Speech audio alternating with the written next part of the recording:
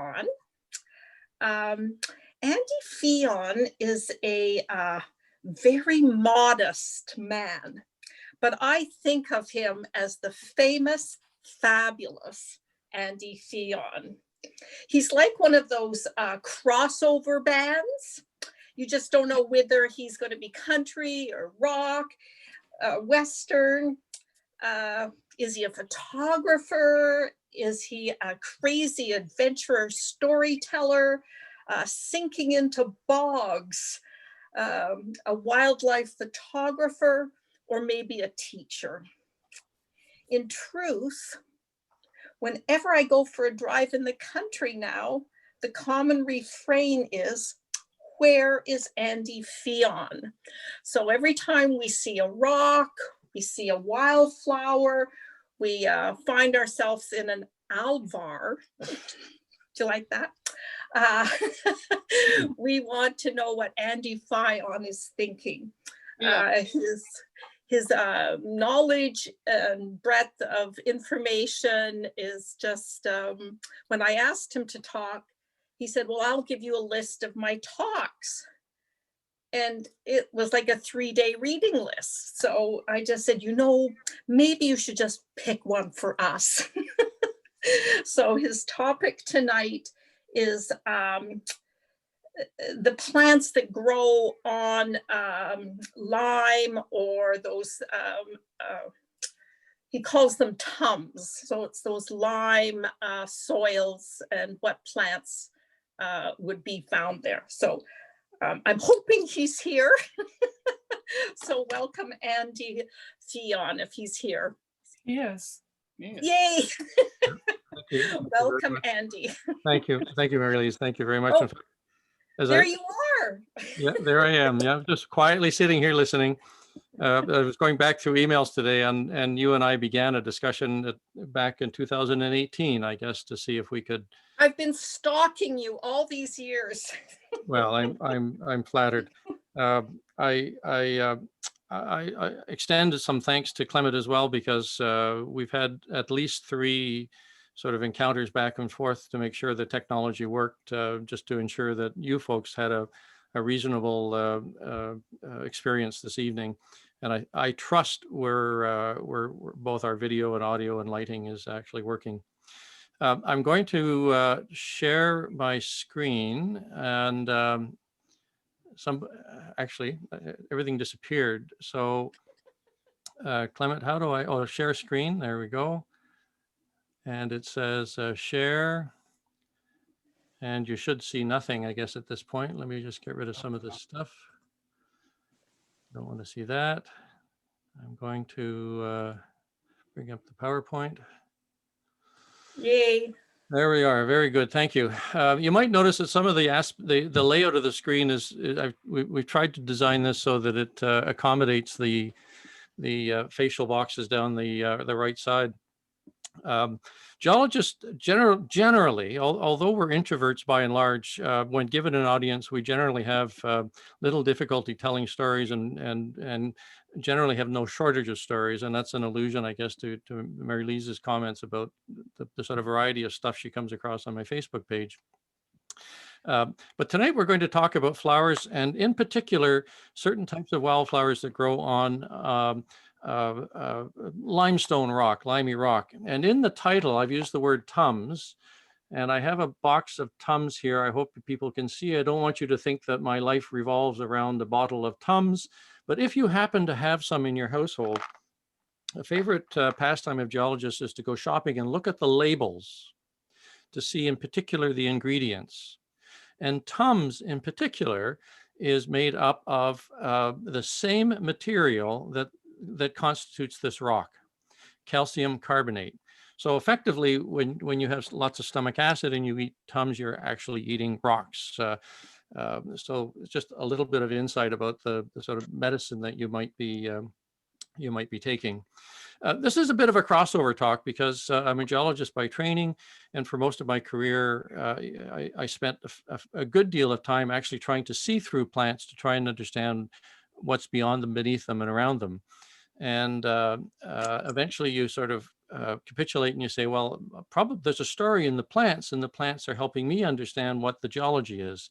And that really was the birth of my interest in plants probably 20 years ago now.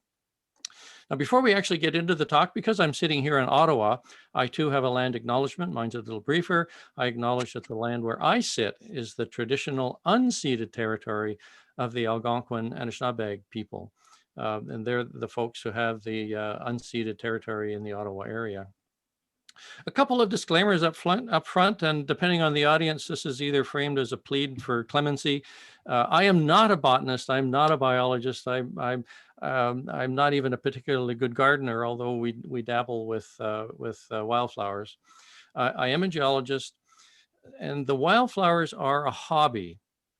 So it's really looking at wildflowers in a geological context that it gives us some insights about the world around us. So I will speak in broad generalities. And I realize that every time we speak in generalities, there will be some exceptions. So I guess we'll have to accept that there will be exceptions. Some of those exceptions actually beg a bunch of questions, and I'll raise one or two as we go forward. But that's the plead for clemency. In fact, if you ask me a botanical or horticultural question, I'm probably inclined to say, well, that's a really good question. Perhaps there's somebody else in the audience who can help us, because I don't think I can. So that's the warning up front. So today's story has 5 chapters. Chapter 1 is going to be fairly brief. We're going to look at some very simple examples of controls or geological controls, geological influences on plants. We're then going to shift and we're going to look at limey substrates. So this could be rock, it could be soil. We'll use the word calcareous, but it's a limey substrate. And we'll look at and we'll ask some questions about some plants that actually grow on this material. It is a very difficult material for most plants to grow on. So again, it begs the question, well, if there are some special plants that grow on limey material, what's special about those special plants? And we'll look very briefly at adaptations. That's an area that's way outside my experience, but we'll just probe it gently on surface. We'll then visit across Canada. We'll look at some examples from Ontario. We'll go to the East Coast, and then we'll go to just south of Yukon and look at some examples there to get a flavor for what some of these limey substrates look like and the families of plants that grow there. And that will allow us to ask an apparently silly question. Does it actually matter to a plant how this material forms? And I won't answer the question now because that would spoil and then we'd lose interest. We'll have to wait until the end. And then finally, although the most difficult discussion for a geologist is having to admit that geology is not the only factor in the world that influences something. So there are a couple of other local factors that are very important, probably more important than the local geology, and we'll just touch on those as well. So there's a little bit of terminology, and I will try to be disciplined, although I'm not. And I will try to stick to some technical language. This material that you see on the left is broken up limestone. We're going to revisit when we get to Newfoundland, and that's limestone scurvy grass.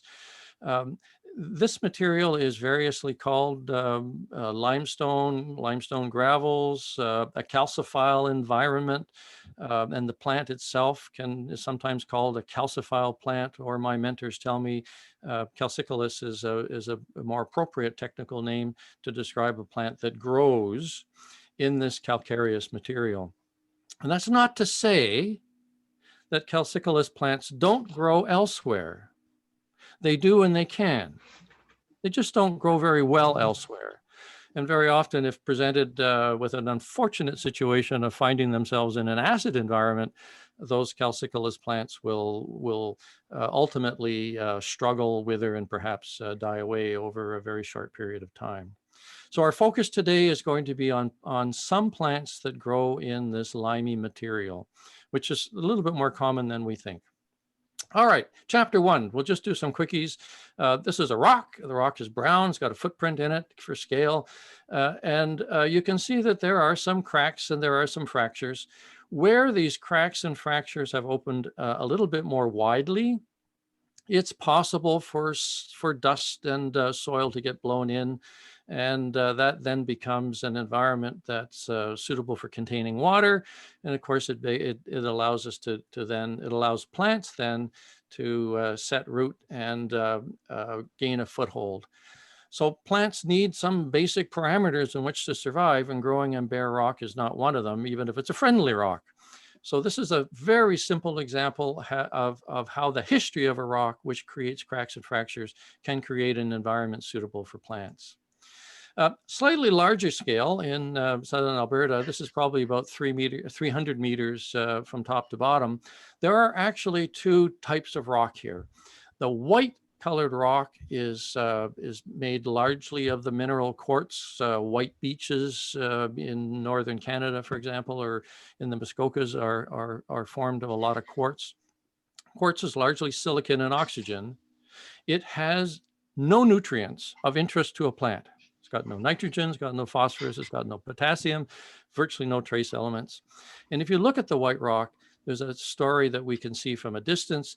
There is very little vegetation that is growing on this white rock. Yes, there are areas where there's vegetation, and that's a more detailed story that we'd have to get into. Generally, those are layers of the brown rock that are interlayered with the white rock. So this white rock formed a long time ago by rivers that were depositing the quartz. Below and on top of that white rock is a rock that began life in a very dramatic way. These are volcanic rocks. They were exploded up in the air and fell back down to earth. They are full of nutrients. And it's not a surprise, therefore, if we use green as a proxy for presence or absence of vegetation, there's a lot more green on these volcanic rocks and a lot less green on the white quartz-rich rocks. And that reflects in a very simple way the nutrient budget, the availability and the presence of nutrients that are of interest and relevance to plants. So we've seen one at a detailed scale, we've seen one now at a larger scale. I don't know if folks have been out to the East Coast and Newfoundland in particular. This is probably the penultimate example of geological control on vegetation. This is a rock called the Tablelands. It is spectacular. It's in Gros Mornes National Park, and it is a mecca for geologists from around the world. They go to the west coast of Newfoundland to study this rock because it is rock that was born originally about 100 to 300 kilometers beneath the surface of the earth, and it represents what geologists call the mantle. This is rock that we almost never see, and yet you can walk on it, you can sit on it, you can admire the scenery and enjoy this sort of brown colored rock that has had a very exciting history that has ended up with this rock on the surface of the earth. Now, one of the striking features of this rock is there's very little vegetation that grows on this rock. You can see some of the creeping juniper that's sitting here.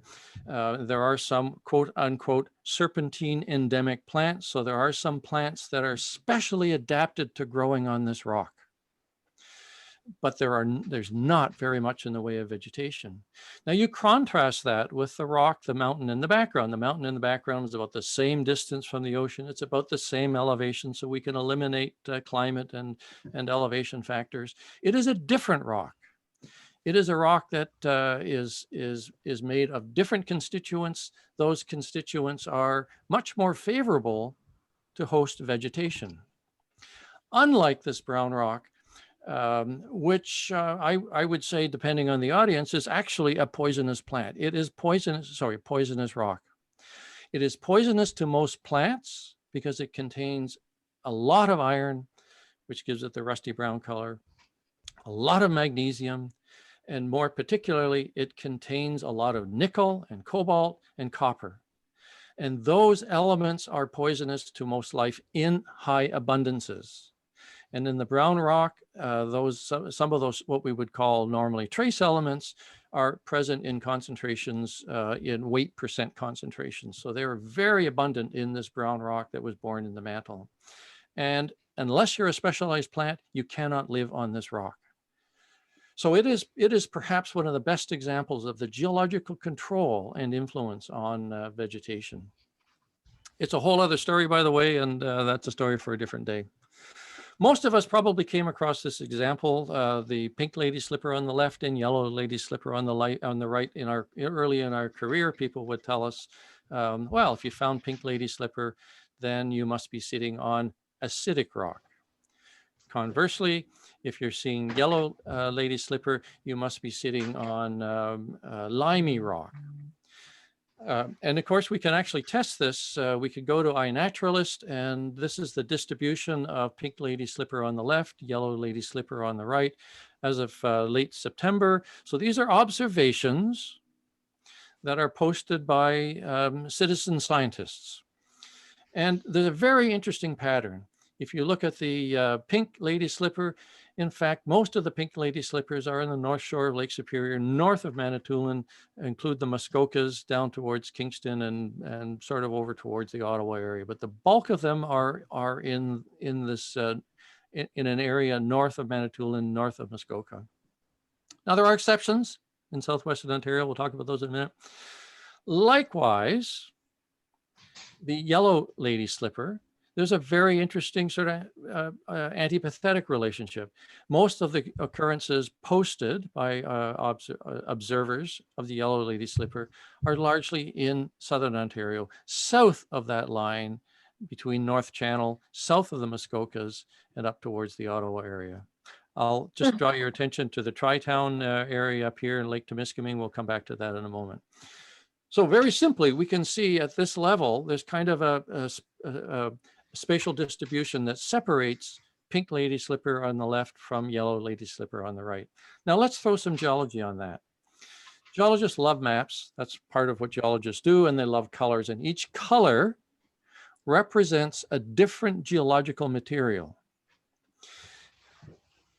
On this particular map, the many colored areas, starting from sort of just roughly Kingston area, running up in the direction towards the northwest. This is the old Canadian Shield.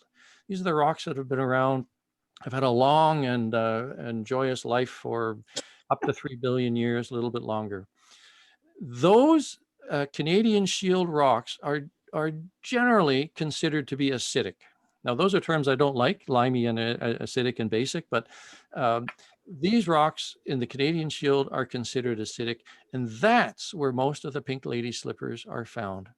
So what we learned from people more senior to ourselves early in our careers, that if pink, therefore acid, more or less holds, with some exceptions.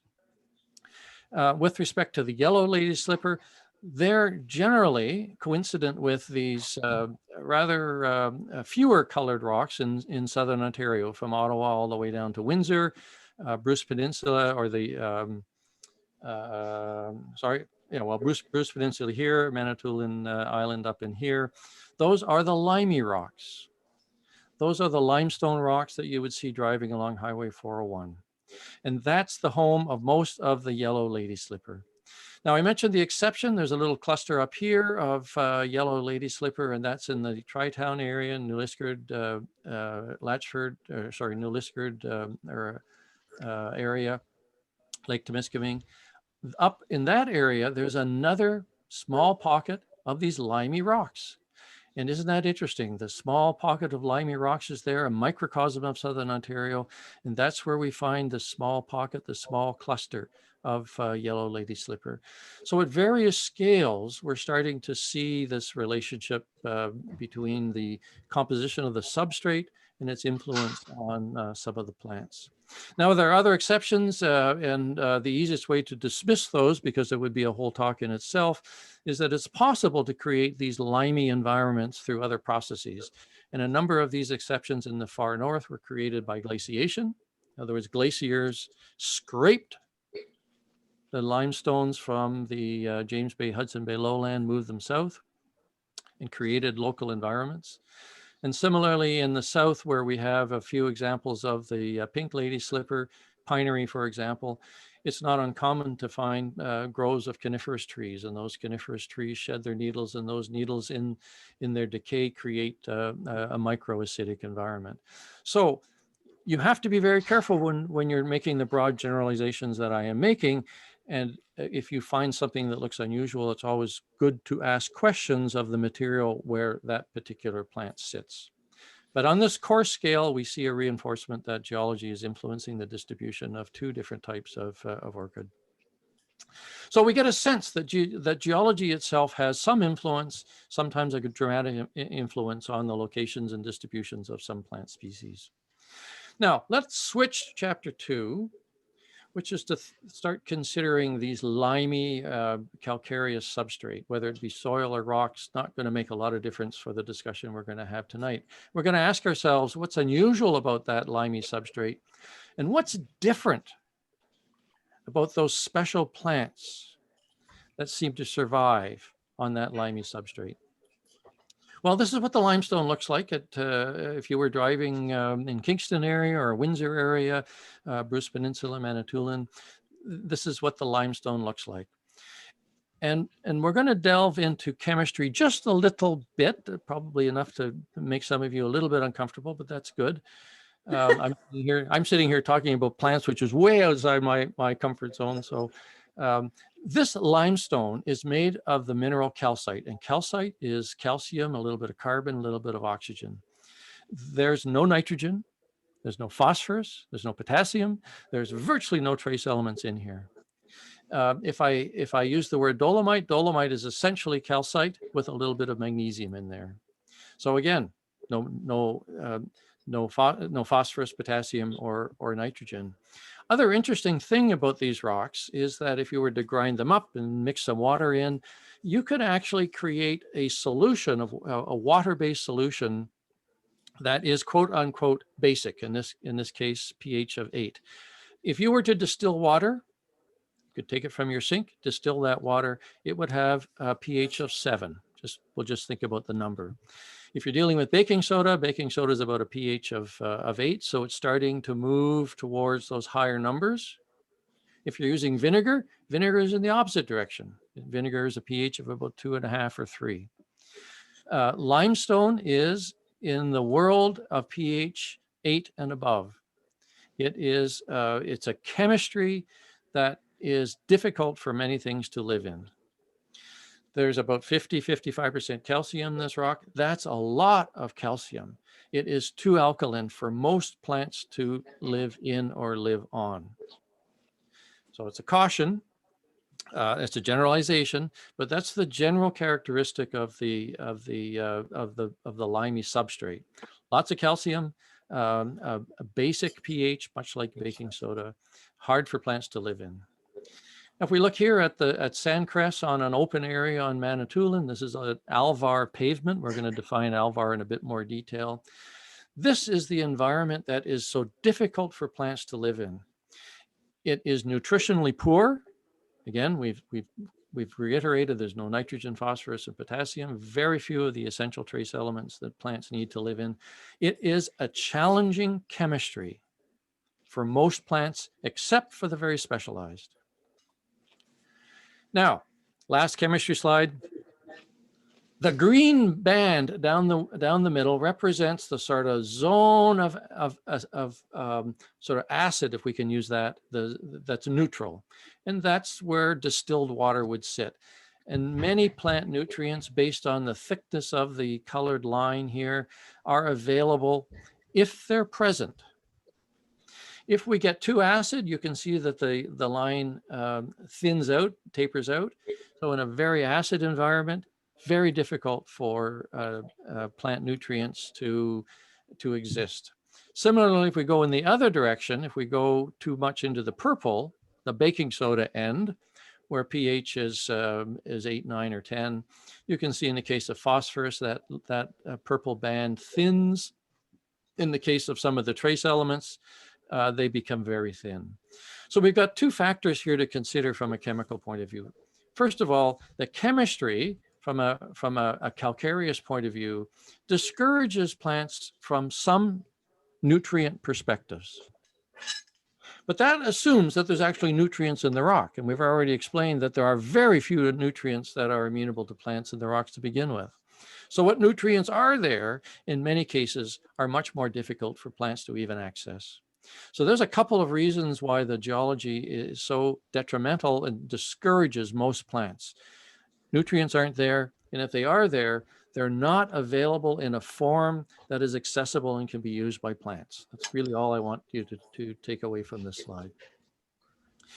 Now, this is the first of two slides which is supposed to be a red flag, but you couldn't see through the red, and that would make the talk a little bit more difficult, but it's to remind me to say, I am now way outside my experience and confidence. So the material that's underneath this pink is largely from literature research. So we have this environment, high calcium, low nutrients, and the chemistry really discourages nutrients in a form that's available to plants. Why is it so tough for plants? Well, this environment and that chemistry makes it very hard for plants. It damages plants, it inhibits plant growth, it makes it difficult for plants to undertake their photosynthesis.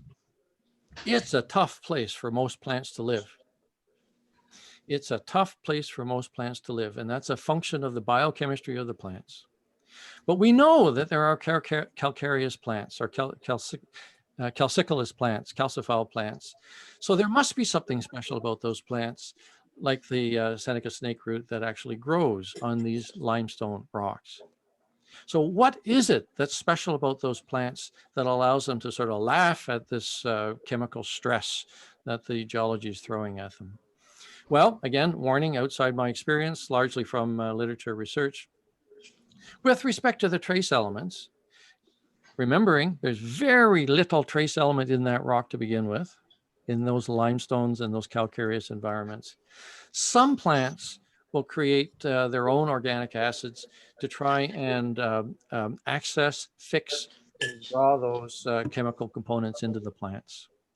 Other plants will have a mycorrhizal association with fungi, so they will work with fungi to try and tap into this broad network of fungi through the soil to access those trace elements and draw them into the plant itself. With respect to the high calcium, what are some of the adaptations that allow plants to mitigate the influence of the high calcium? Well, some plants try to discourage calcium right at the root level, and they do this by building or depositing calcite-rich deposits right at the roots. Other plants will accommodate some calcium within the structure, within the plant itself, and they have adaptive mechanisms to deal with that calcium. They'll store it within the plants. They'll work with bacteria that are inside the plant itself to neutralize the high calcium, or they'll fix the calcium in crystals within the structure or in other features within the plant itself. I don't have examples of either of these two, but I do have examples of this last strategy where once the calcium is in the plant, there will be some plants that actually excrete that calcium, either as a liquid or as calcium, as calcite, the mineral calcite, through special glands that are on the tips of the plants themselves. So there are various ways that these plants, the calcicolous plants, the plants that are specially adapted to living on this limey substrate, there are various strategies and mechanisms that those plants can use to survive in that difficult environment. So we have we have a sense then that there are some adaptations. Incidentally, if others of you know other adaptations with plant examples, I'd love to know. Just send me not a message tonight because I won't see it tonight, but send me an email and I'd love to hear about them. Let's now look at three examples. We're going to look at Manitoulin. This is limestone on Manitoulin Island, Misery Bay. We're then going to fly out to the East Coast in a COVID-safe way and stand with every stitch of clothing that we have in mid-June because it's equivalent to in the Arctic. We'll talk about that in a moment, but it's not the Arctic, it's Newfoundland. And then we'll go out to just south of Yukon to look at some calcareous deposits that are deposited by hot springs. So first, Ontario, Alvar. Alvar is a pretty interesting environment. It was first defined in Scandinavia. Some of the elements of Alvar we'll highlight in the next 4 slides. One of the main characteristics is it's an environment that's built on limestone and dolomite. So it's an environment that's built on this limey environment. They're sparse, few trees. In this case, there's some bur oak here, but there's few trees. Soil is thin. You can see bare rock here. It's a challenging soil environment. First observation of an alvar. Now, there's different categories of alvars, but I'm speaking in generalities. In some cases, you may have a slightly thicker soil. And when I use soil, these are deposits that are left behind by the glaciers primarily. And in this case, you can see prairie smoke that's in full bloom, taking advantage of the open prairie-like environment that's here. Prairie smoke is a prairie plant, but it's quite comfortable living in this alvar environment. The third factor is alvar is subject to spring and fall flooding. So here's an example of some residual water, but you can see from actually what is a pollen line here, you can see the high water mark. And earlier in the spring, this was 1st of June. Earlier in the spring, there was quite a bit more water here. Now that's spring and fall, the shoulder seasons. Alvars are noted for their flooding. Not all plants like wet feet. But most of the time, this is what an alvar pavement looks like. It's open, poor vegetation, where you have a little bit more sand. And this there's some beach deposits that are out here. You can get some deciduous and coniferous trees, but the alvar pavement itself is largely devoid of soil. It's hot. So if you're wandering around or lying down on the ground in May and through the summer, you can sense that the temperature within the first 20 or so centimeters above the surface is much, much warmer than it is a meter or so above the ground. It's also subject to drought. Whether there's rain or not, there's no capacity for this environment to contain or hold the water. So even if you do get rain, the water is going to disappear very quickly. It simply runs off. So the temperature is challenging, and there's a moisture issue that's challenging about the alvar conditions themselves. So together, these very special environments are host to some very specialized plants, insects, birds, other life forms, etc. But our focus today are the plants. Now, before we actually delve into some of the plants, we're going to talk a little bit about the geology of Ontario to give us a sense of where those alvars occur. So a very simple geological map of Ontario, this colored pink, green, yellow, and brown, that's the old Canadian Shield. Those are the rocks that have been around for 1 billion years to almost 4 billion years. They represent the core of the North American continent. And lying like a blanket on top of that old Canadian Shield are these gray rocks, and they are the limestones. So we have a fist of Canadian Shield, and we have a blanket of limestone that was deposited on top of them. That's a very simple geology of Ontario from the rock point of view. And our third layer are glacial deposits that have been deposited for most of Ontario. About 95% of Ontario, you can't see the rock anyways because it's covered by material that was left behind by the last ice age that ended about 15,000 years ago. The gray colored rock, the so-called young limestone, just how did it form? Because it's important to know, because we're going to come back and ask a question about it. These rocks began as limey muds on the bottom of a tropical and subtropical ocean. Those limey muds could be chemical precipitates. They could be the shelled remains of marine animals that lived in this subtropical or tropical ocean, let's say about 400 million years ago. Now, geologists talk about time, we've been, as though it's nothing. This is a long time ago. And you might be sort of perhaps depressed that it's kind of cold and miserable outside, and at some time Ontario was in a tropical and subtropical environment. Yes, it was. And in fact, the equator about 400 million years ago passed something like this.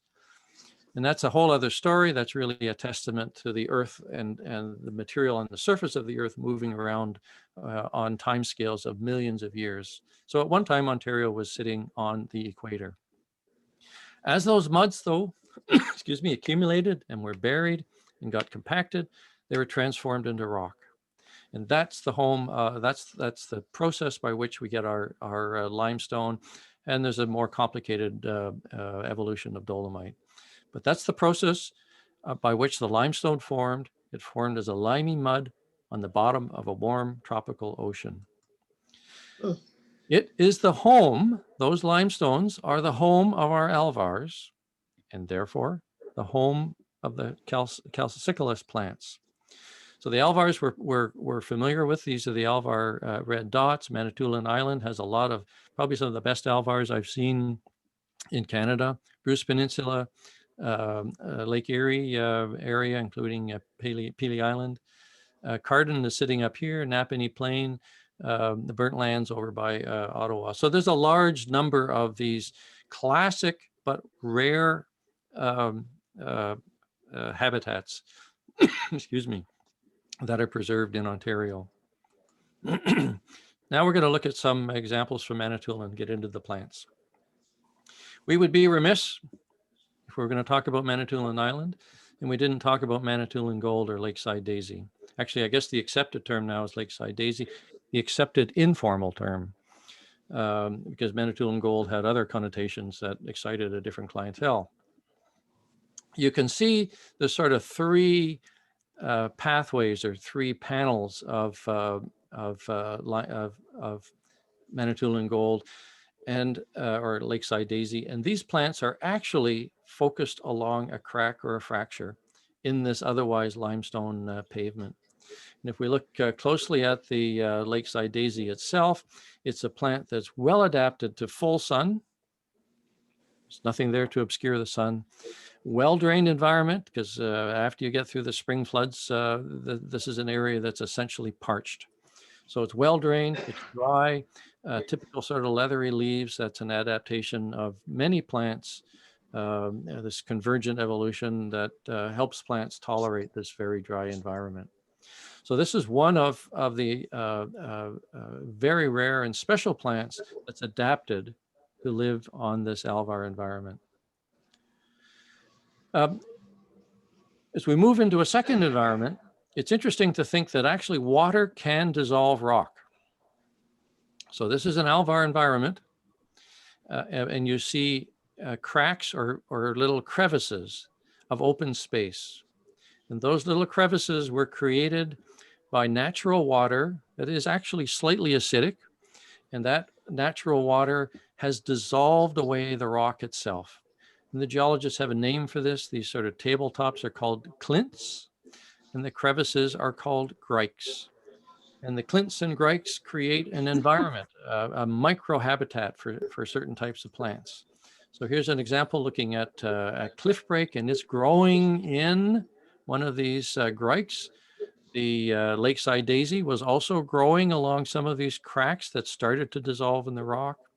In the case of cliff break, it's exciting, you know, when you find one of these, one of these grikes, to sort of look down, and ideally you don't see somebody or something looking back at you, but most of the time you don't. You find some sort of plant. And in the case of the cliff break, well adapted to live in this limestone environment. A couple of adaptations. The gametophytes are highly drought resistant. And again, for most of the ice-free season, this is a drought area. And the genus has spores that are long-lived, so they're capable of sitting by the wayside until the right conditions present themselves. But in many cases, they'll grow protected in these grikes, in these crevices. We'll revisit this when we get to Newfoundland as well. So an example from cliff break. Another example of how water can affect the limestone pavement. You can see some faint traces of or arrays of little tiny bowls those lines or that the bowls are tracing out were actually scratches that were left behind by the glacier. So as the glacier, think of the glacier as being a bulldozer moving over the land, and it's got rocks frozen to the bottom of the glacier, and it leaves what are called glacial striae. And if you're really good, and I never was, you can actually tell which direction the glacier moved by looking at those striae. But what's really interesting is that after glaciation, so this is developed in the last 15,000 years, water with some acids, carbonic acid, that is the natural acid that forms in water when it dissolves some atmospheric carbon dioxide. You can also get acids from lichen or algae. They're starting to build these little tiny bowls, and the technical name are pitcairn. There's a general name called karst. So there's a family of features called karst. Clints and Grikes is a member of that family called karst, and the pitcairn is another member of that family called karst. So there's lots of ways that we can build these, but it's really interesting when you get enough of these pitcairn that are merged together, you can actually create a little tiny flower pot where in this case, the plant localement is quite happily rooted because the little bowl that was created by the water that began to dissolve the rock fills with dust and soil that might be blowing across this otherwise sort of barren landscape. And I don't know if any of you have come across localement, but I remember the first summer I met it, you'd be lying on the ground trying to photograph stuff, rolling around, trying to be quite careful not to roll over plants, but inevitably the air would be wafting with the smell of mint. And of course you'd look around and you say, I don't see any wild mint here. Where's that mint coming from? But it took me several weeks later to sort of, this is when I was learning about some of these alvar plants, to realize that the localament's not a member of the mint genus, but it actually has a scent very much like wild mint. And of course, what I was doing was rolling over it and crushing the leaves and releasing the oils. So this is a geological feature that can act as a little flower pot. Another plant that's that's highly specific to alvar is the false pennyroyal, and it's another one that's really well adapted. It's a plant where you can say with some confidence that if you see it, you're almost certainly sitting in an environment that is rich in lime. It's almost exclusively found on the alvar environments. If you have sharp eyes, you'll get a sense up here that we're seeing the word calcareous alvar. We've been hearing about that, but I've put some other geological rock types in here, not to talk about these, but to really to make a point. There are many different pathways depending on the initial composition of the rock that can end up creating a calcareous environment. So you can take one of these dark green rocks, let's say basalt, that's an ocean floor rock, and you can weather it, and it will create a calcareous environment. So you have to be careful. Not all calcareous environments are formed on limestone, just the heads up. So false pennyroyal, well adapted to sun, well adapted to dry substrate, and therefore quite happy on the alvar. Our last example from the Manitoulin example, we come back to our yellow lady slipper sitting in this case, the plants are sitting in a grike. Again, as you're very much aware, yellow lady slipper is highly dependent on mycorrhizal fungi, at least for germination and up to the point maybe 3 or 4 or 5 years later, when the plant could begin to sustain itself through its own photosynthesis, in which case that dependency of mycorrhizal fungi decreases, but it is nevertheless a strategy that helps bring nutrition to not only the seed, but the plant in its early stage of growth in this very, very difficult calcareous environment. So if we summarize, then we have our calcareous limestone. We've got some karst features, water dissolves rock. I haven't mentioned cold Lake Huron. We'll come back to this towards the end of the talk, but it almost certainly has an influence on some of these plants. Some of the adaptation strategies that we see mechanisms that include long-lived reproduction or complex reproduction processes that enable the plant to sort of wait until the ideal conditions to begin to grow. Mycorrhizal, in the case of some of the orchids, dry and full sun are other mechanisms that we can read quite easily into the adaptations of some of the plants on Manitoulin Island. There are almost certainly other biochemical adaptations, and I have not yet found descriptions of what those are. So if you're aware of some, I'd love to hear from you. Okay, COVID friendly, let's move out to the East Coast. This is Newfoundland. We're going to look at some examples along the Great Northern Peninsula. These yellow and orange areas are areas of limestone. It's limestone that formed very much the same way as the limestone did in Southern Ontario. Warm ocean, tropical, about 500 million years ago. Big difference in Newfoundland is we have cold Arctic, not Arctic, we have cold winds blowing off the ocean. And that's a fundamental difference compared to, say, the Alvars in Ontario. And where does that cold come from?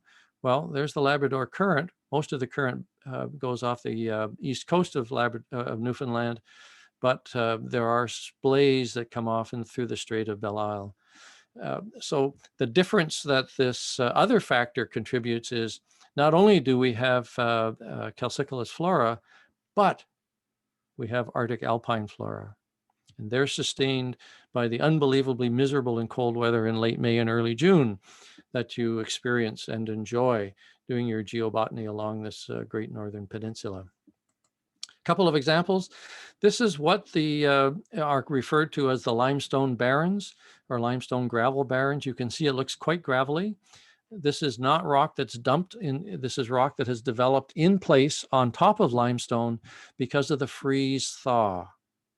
Some of this freeze thaw began at the end of the Ice Age. Some of it continues today. And we have a couple of pioneer plants that are growing on this stuff. We've got creeping juniper, and we've got the Dryas antiquifolia, the entire leaf mountain avens. These are plants that are quite happy in the Arctic alpine, but we find them growing along the west coast of Newfoundland, and you can see how sparse that vegetation is. But once they set root, they'll begin to trap soil, and that will begin to change the ecology for other plants, insects, birds, etc. Another geological feature that's very common in Arctic alpine areas, including the west coast of Newfoundland, are called frost polygons, pattern ground for short.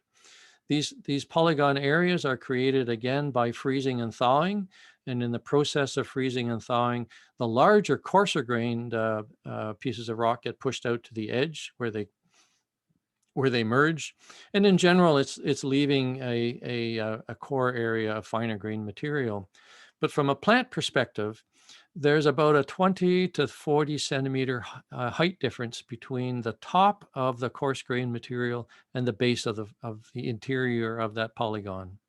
And that's an ideal habitat, microhabitat for plants to seek refuge, take root, and grow. And you can imagine that this is in an area of relentless cold wind. So any environment that a plant can find to protect itself from that wind is an ideal location to begin to set roots. So many of these frost polygons have plants around the inner rim, and they're protected just by that 20 to 40 centimeter high barrier of coarser grained rock. A quick reminder about the clints and grikes. So the clints are the tabletops, and the grikes are these crevices that are created by water, which is dissolved. We look down, we don't see any red-eyed creatures looking back at us, and we can see in this case one of the many varieties of willow that seek refuge and grow quite happily because they are protected from the wind that would otherwise be quite uncomfortable and probably kill them over time. Now, Tufted saxifrage is one of these really interesting plants that has a couple of characteristics. Key one is, yes, it is calcicolous. It's growing on our limestone gravel, but it is one of these plants that manages the high calcium content by extruding, by expelling calcium-rich liquid from the tips of its leaves.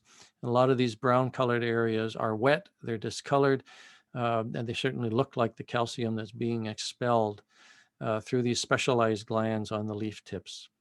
It's an Arctic alpine plant, and if you see it, almost certainly you're in an environment where there is calcium-rich drainage. But a really good example of the plant adaptation involving expulsion of calcium. And perhaps I've used the word penultimate once, so maybe the grandparent of this example would be encrusted saxifrage. This is also from the northern tip of that great northern peninsula in Newfoundland. And you can actually see these white deposits on the tips of the leaves of the encrusted saxifrage. There's a good reason why it's called encrusted. And that white material is calcite. So this is a plant that expels the excess calcium in the form of the mineral calcite, and it dries, the liquid dries, and it forms the mineral calcite itself. So it's a wonderful illustration of the adaptation of this particular saxifrage to grow in this difficult environment. But not all plants deal with the shortage of nutrients in the same way.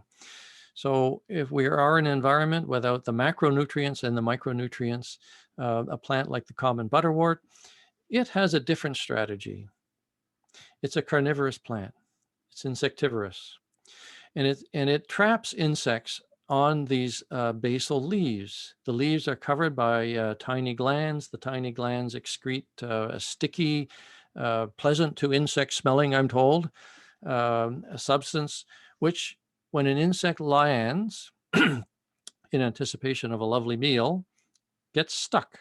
And in the course of being stuck, the plant then either curls the leaf over, but the enzymes begin to digest that insect. And in that way, the plant supplements its nutritional needs from the insect that it is actually dissolving. There's a number of carnivorous or insectivorous plants. Common butterwort is one that happens to be calcicolous. So you see it commonly in a range of environments, but it's the only carnivorous plant that you will likely see in a lime-rich environment. Unlike pitcher plant or the sundews, which are more typical of not without exception, but more typical of acid bogs. So another way that a plant is able to supplement its nutrition in this hostile lime-rich environment. So we draw a summary from the Labrador example. We have our basic geology substrate, which gives us the lime. We have the additional factor here of the Labrador current, which favors Arctic alpine plants, but not just any Arctic alpine plant. It favors combination of the current plus the geology favors the Arctic alpine calcicolous plants. And although I haven't talked about hairy plants or pubescents, this is a strategy that many plants use to gain extra warmth by covering themselves with tiny hairs. Low growth, very common, a low growth aspect, very common for Arctic alpine plants, a way to preserve heat, avoid the relentless winds, sandblasting that comes from materials moving across the surface of the earth. At least one plant is carnivorous, and other plants use a mechanism of expelling calcium to minimize the stress that's imposed by the high calcium environment. Okay, let's fly away from the East Coast through Toronto, because that's the only way you can get out to the West Coast, to just south of the Yukon border to visit Liard Hot Springs in Atlin. And we're going to look at a different type of calcareous environment. This is the way retired geologists conduct field work these days. And while it looks to many of you like it's a holiday, it's actually incredibly important science going on in the background. And these were both in 2008. You can know this is Liard Hot Springs. You can no longer get here now. They've shut this particular pool down. Liard Hot Springs itself is open, but not this pool. This happens to be in the Atlin area just south of Yukon. And in both cases, there's little bubbles sitting out here, which is what I wanted to go over and look at. And there's little bubbles sitting out here, which is why I also wanted to go look at them. I can tell you that in 2019, when I went back to both of these areas, found out this was closed, this is still available, I did not walk in this pool. And I've come to the conclusion that as we age, our imaginations become more vibrant. And I could only imagine the sort of ground opening up and me being swallowed into a boiling cauldron in the bottom of the earth, which didn't have a lot of appeal at that time. So I did not go walking in it this time. But in 2008, I was younger and more adventuresome, I guess. This is what the tufa, and tufa is the name of the material that is created by these hot waters. So in Liard, you can see the hot water spilling down. This is a mound. This mound is probably about two stories tall. And you can see the terraces. They call this the hanging gardens. It's full of plants that love a warm, calcareous environment to grow in. And this is not chilly water. In the pool that's open, this water issues from the ground at a temperature of about 50 degrees Celsius. So this is hot. This is hot stuff, although here it's a little bit cooler. This is a different form of material that has formed from hot springs. So a tufa deposit formed from, in this case, cool and warm springs near Atlin. And you can see this large area of white. Not a lot of vegetation there.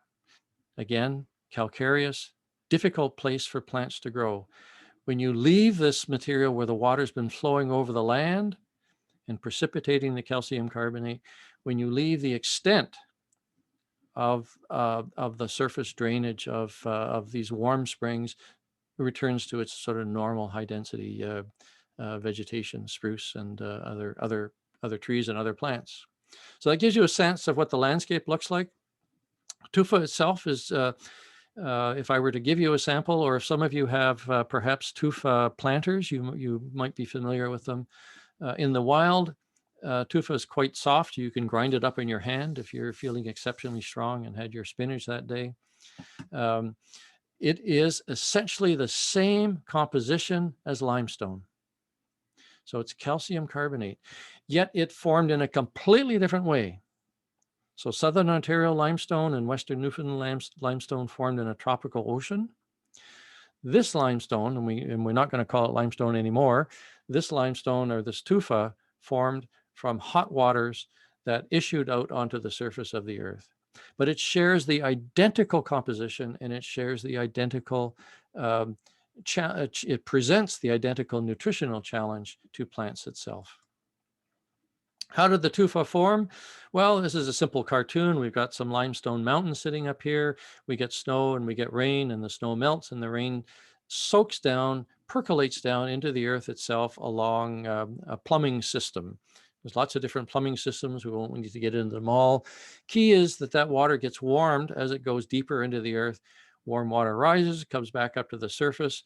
That water then degasses, loses carbon dioxide, precipitates calcite.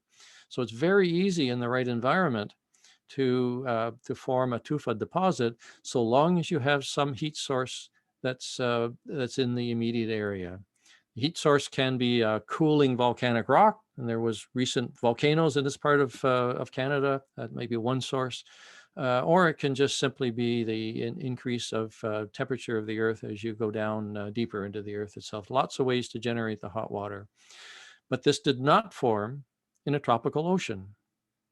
It formed by hot water that was heated in the earth, discharged onto the surface, and precipitated that calcium carbonate deposit, the calcite deposit. Now, butterwort, I call these old friends because many of these, if you wandered around Bruce Peninsula, Manitoulin Island, you'll be seeing some again.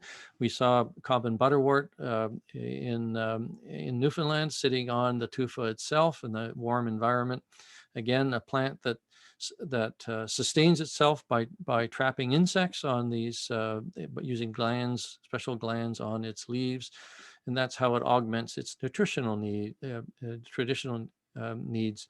But very common in the tufa area in both Liard and Atlin. Death camas, very common on Manitoulin Island. Sounds very frightening. It is actually a poisonous plant. It's not the most poisonous plant, but it is a poisonous plant, not good for people or cattle.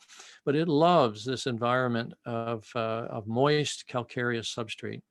Lots of these on Manitoulin. I'm pretty sure I've seen them on Bruce, but I'm forgetting at the moment.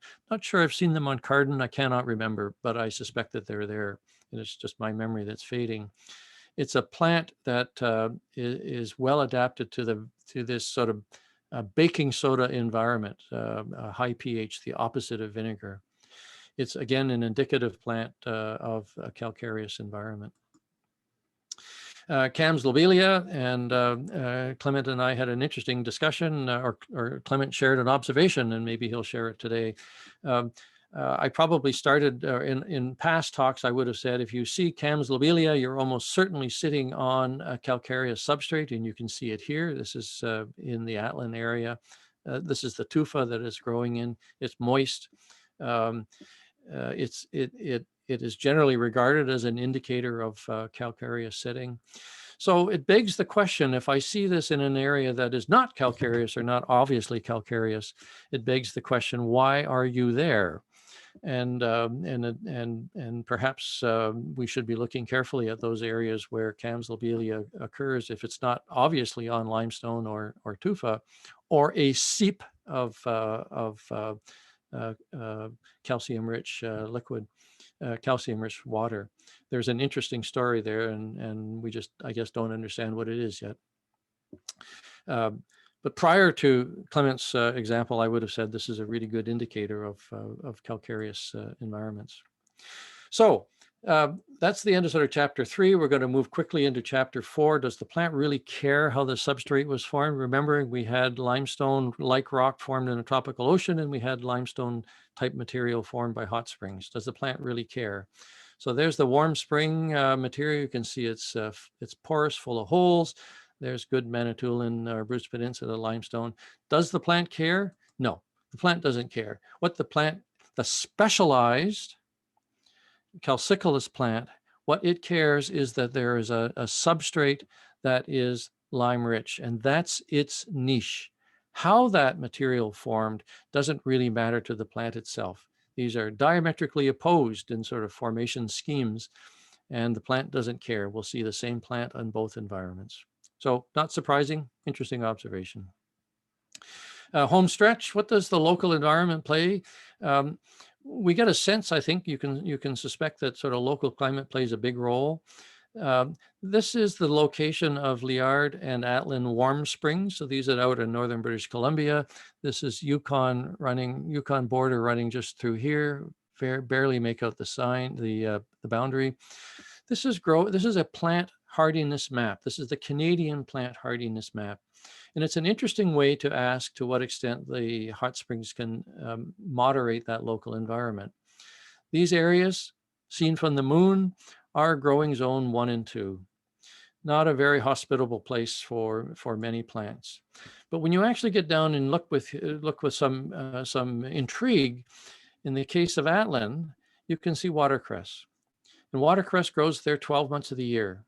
That should not be in a zone that's hardiness zone 1, 2. So what's the deal?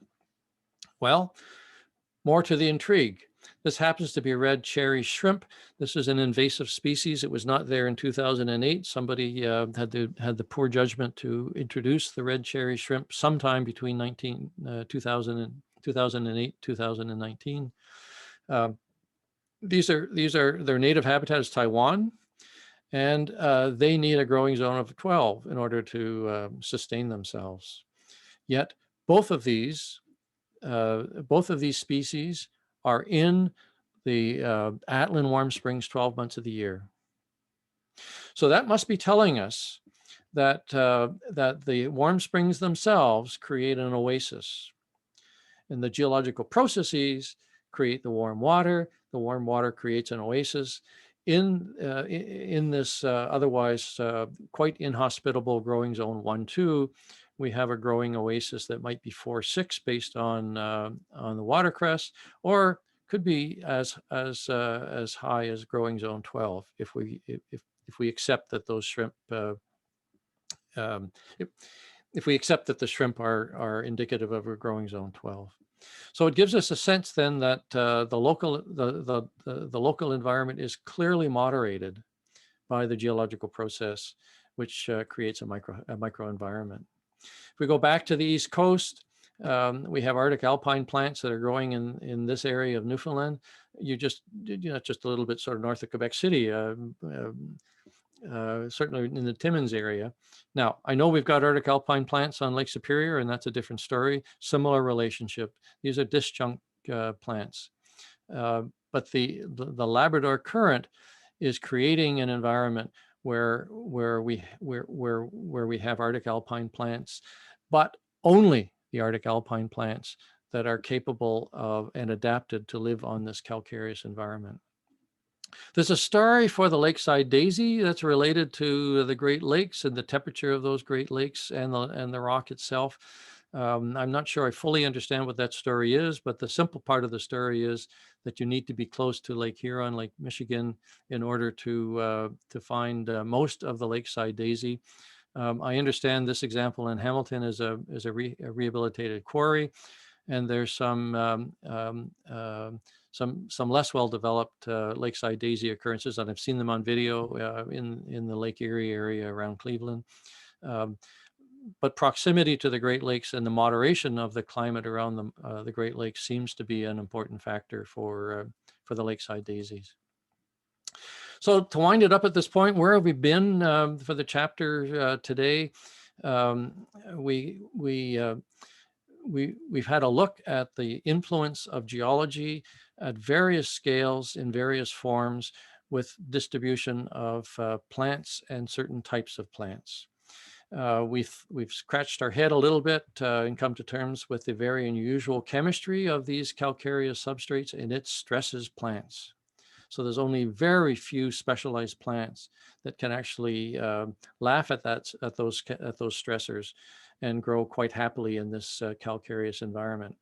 And those specialized plants have adaptations that allow them to deal with the sort of paucity of the lack of nutrients and to mitigate the stress coming from the calcium. Those plants don't care how that substrate formed, as long as it's calcium rich. That's the niche that they find. They don't care if it's formed in a tropical ocean. They don't care if it's formed by hot spring activities. And then I guess begrudgingly, as a geologist, we have to acknowledge that there's certainly other factors, and there are many other factors involved. It's not just the geological substrate, but there are other factors that clearly influence and moderate the plant community that we see. But the common denominator is, if calcareous substrate, then chances are you have a calcicolous plant. And at one point I forgot to mention, I don't know where it was, I may have pulled the slide because this is the shorter version. Thank goodness many of you are saying. Most rhododendron like acid environments. But this is one, the Lapland azalea, that is quite happy growing in the limey areas. And I now know where the slide was that I pulled it out, because so be it. Anyway, so that's where I want to leave it today, to just leave you with a sense that in this rather short journey, geology does have a role very much in influencing plants and the distribution of plants, insects, human beings for that matter. But all of those are different stories for a different day. Thank you for your patience. I appreciate it.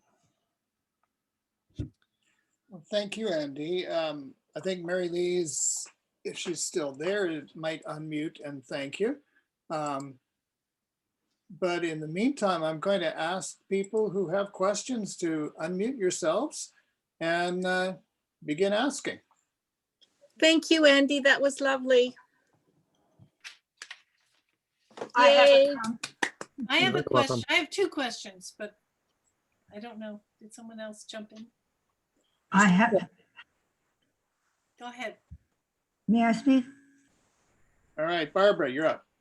Yes, thank you. I wanted to thank you so much for that. That was quite interesting. It brought a lot of things back. Actually, my first field of study was geology and chemistry, and it was one in particular, the historical and the structural aspect, and it brought so much back and connected it to what I do now, which is gardening and other stuff. So I want to thank you particularly for that. I really enjoyed it. Very welcome. Yay. Very welcome. Thank you. It's scary going back to revisit those early training about chemistry and et cetera, isn't it? Yeah. I mean, I saw that one picture you showed, and I said, oh, that's a U-shaped valley. I recognize a U-shaped valley. Very good. Glacier has been there. Very good. It's a lovely hike. Yeah. So shall I jump in with my question? Sure. I have absolutely no experience with either geology or chemistry, but I was nonetheless very, very fascinated by all that you said. I think it's incredible to understand these relationships. So I had two little questions. One is, how can tufa be, which is soft, be travertine, which we build buildings out of? How do you explain that? Yeah, very interesting. In about 3 weeks, I'll send a reference through to Clement, and he can share it with you that explains the difference. Simply, travertine in general, and I would say statistically 90% of the time, has formed from very hot water. So you get there's a couple of ways that you can form it, but the elements of forming travertine are a thin film of water that is itself very hot. The trigger process that precipitates the calcite, that forms that calcium carbonate layer, is very similar. It's got to lose carbon dioxide from the water, but it began as a thinly flowing sheet or veneer of water. So you often see travertine in caves where you're not dealing with rushing waters. It's a slow passage, but hot water. Tufa, on the other hand, is formed inevitably from cold to warm water. So it's the water itself is on surface. It's not generally in caves. It's on surface. It's spread out over a much larger area. It's quite happy to incorporate plant material, so it's quite porous. The factors that contribute to the precipitation of the calcite or the formation of that calcite minerals are such that they tend to form sort of larger, coarser grains. They don't fill the spaces between the grains as effectively as that very slow, thinly filmed flow of hot water does. Now, there's a twist on this. You can sometimes have a biological factor. So bacteria, algae can actually trigger the formation of travertine from water that's not boiling hot. And there are places where that material forms on the sides of cliffs, for example. There's a famous place in Banff National Park where you can see it. But that's a bit of an exception to a first approximation. If hot, then travertine and small, tiny little crystals. If moderate or warm to cold, then tufa with lots of pore space in it. That's interesting. I mean, it shows that both plants and geology, temperature matters a lot. But my second question is, you showed that picture of the tufted saxifrage leaching out the calcium at the tips. And I was just curious if there's some creature or other plant that takes the calcium and does something useful with it, or does it just kind of drop onto the ground? I don't know the answer to that, and I would be I would beg for the audience to perhaps someone else. There's an entomologist out there who might be able to comment. Because you can imagine that there would be some life form that is benefiting from that exudation or whatever. Yes. Anyway, well, thank you. I really love this. It was wonderful. You're Thank you. very welcome. Thank you. So have we got some more questions from the audience? If not, I've got a million, but give you your turn. I've posted in the chat, Andy used the word mycorrhizal often. And for those who haven't been studying your basic biology, that refers to the threads of fungus, the mycorrhizae that live in the soil. And many of them we now know cooperate with plant roots. The plant roots give the fungi some energy in the form of sugars, and the fungi in turn give the plant nutrients. So how does this work in the case, say, of a yellow lady slipper in a flower pot pocket in Manitoulin? Andy, have you got any comments on that? Well, I guess I would have to say I've not seen the yellow lady slipper in a flower pot-like environment. I've seen the yellow lady slipper in grikes, which are long, continuous corridors or crevices. So one has to assume then that the sort of surface area accessible for the mycorrhizae is much more extensive along these crevices than it would be in a much more contained area.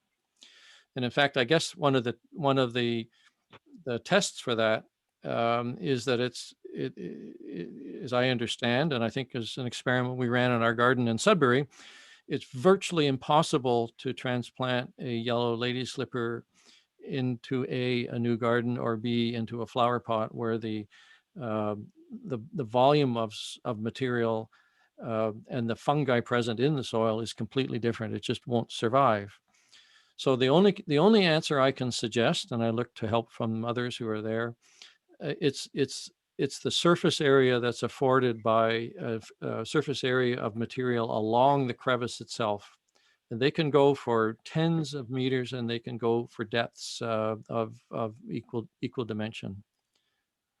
That's the only suggestion that I could offer. It's a wonderful story because we're learning that those mycorrhizae extend far out from the plants that they work with, and really the plants are interacting with a much bigger part of their environment than we might have thought if we just looked at their roots. That's yep. great. Yep. I would have to admit that probably 10 years ago, one of the greatest revelations to me was the relationship between trees and mycorrhiza. And there's a number of fabulous stories, and I'm sorry, I'm tired, and I forget the name of the researcher at UBC. I think she's at UBC, who's well known for her work on the communication between trees and the importance of the That sort would of be Suzanne Simard. Thank you. Yeah. Yeah. And so I have a different question. What happens at junction zones between two types of rocks? So we've got a portion of cottage country where you've got the limestone on one side and the shield rocks on the other. And there must be people who have the great good luck to span a geological junction like that. Yes. Well, I mean, that would be a fabulous environment because you get the best of both worlds. There's a number of possibilities. One is, depending on slope, you can get surface drainage off, say, limestone, flowing over shield rocks, over acid rocks. So you can extend the sphere of influence of a calcareous rock, a limey substrate. It can be extended by seepage. It doesn't work so much the other way. It depends if you have an acidic rock, it depends what that rock is. But that's certainly one way that you can blur the boundaries. by virtue of either seepage or the glaciers themselves have helped blur that boundary by smearing bits and pieces of one rock over another.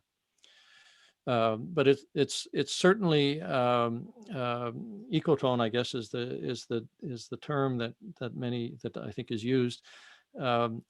It's certainly an environment where you can get over very short distances quite dramatic changes in not only flower type distribution, largely attributed to the geology itself. That makes sense? Yeah.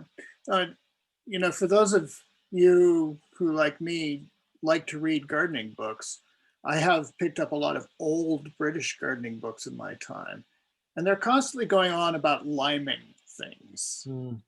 But what we have to remember is that in addition to the rock types, Britain is a rainy place.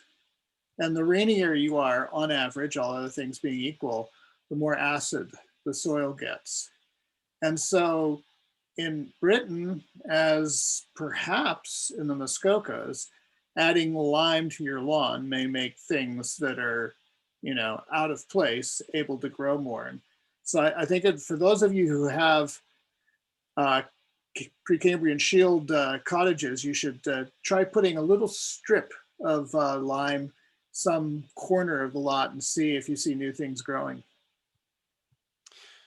Certainly, Clement, to add to that, we lived for a number of years in Sudbury, and Sudbury had the great misfortune of being bathed by acid fallout from the Sudbury, from the Inco smelter. That's all changed now, thank goodness. But we would lime our garden and lime our lawn at least once a year, in order to try and neutralize the acid rain that was quite dramatic in the Sudbury area. And when in fact they planted I think they're up to their 10 millionth tree right now as part of their regreening process, they would have to actually lime the substrate before they actually planted, even if they were planting conifers, because it was so acid. So you're absolutely right. It's a good example. Did I hear a question out there? It's an amazing story. Well, many geologists think so too, but good. If we're running out of questions, let me thank Andy again from all of us. We learned a lot, and I'm not sure if I'll be floating in that hot spring just out of the Yukon or not, but I'll put it on my life list. Well worth the visit. It's an absolute. I would be an advocate for northern BC and Yukon, but that's a story again for another day. Okay, thank you very much. Thank you. Thank you. Thank you, Thank Andy. you so much. Thank you very much. Thanks for your forbearance. And Bye-bye. thanks to everybody. We're going to take our Christmas break, and we'll be doing a meeting again in January. So until then, Thank you, Clement. have a wonderful Thank time. you. Be safe. Ron, over to you. Fine. Thank you, everybody, for joining for both the AGM and this wonderful presentation by Andy Fyon. Have a Merry Christmas and Happy New Year, and be safe. Thank you. Thank you so much. Bye-bye now. Bye. Bye.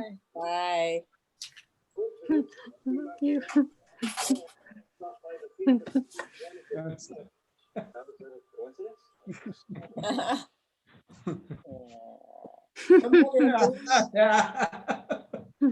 I'm waiting to see who's going to be the last to sign out here.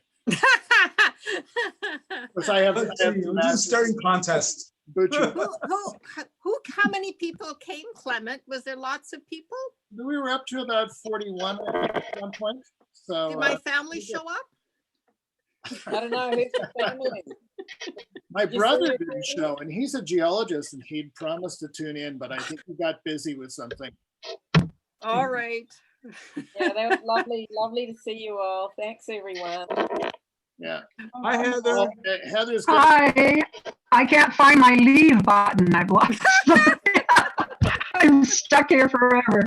Heather's told us that there's a nature preserve in Norland, Ontario, just east of Highway 35, which is Canadian Shield on one side and limestone substrate on the other. So there's our pilgrimage point.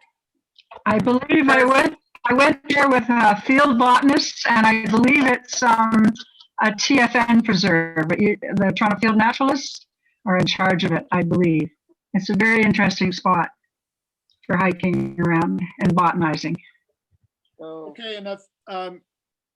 Remember early on, Carrie Robertson brought up the fact that she has a red bud, which she may have to move.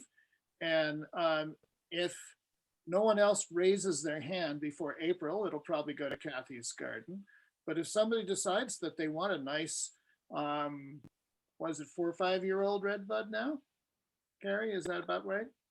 I think it's about that. It was when you brought them to the Hort, when it was a tiny little thing. You brought a couple of them to the Hort meeting. Yeah, so it's, I think you said it's almost equal height now. Oh, they're very hard to transplant. They have a tap root. They have a very deep root. But if anybody wants one, I still have seedlings all over my front lawn from the one that I cut down last spring. We'll make an effort with Carrie's, but anyhow, that's the story. And Remind me in the spring. be safe over the holidays. Thanks, Happy holidays. Bye-bye. Bye. Bye.